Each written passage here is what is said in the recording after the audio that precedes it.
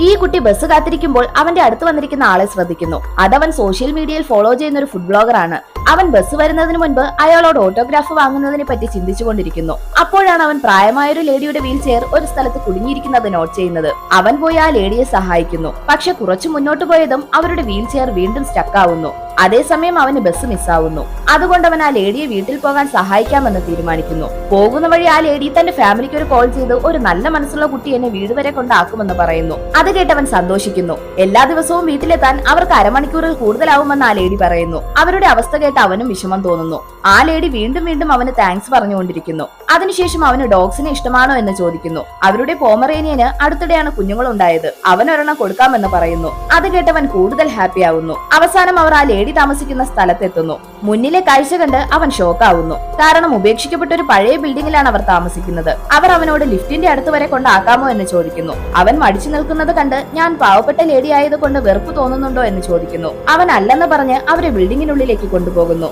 അകത്തേക്ക് കയറും തോറും അവിടുത്തെ നിശബ്ദത അവനെ പേടിപ്പെടുത്തുന്നു.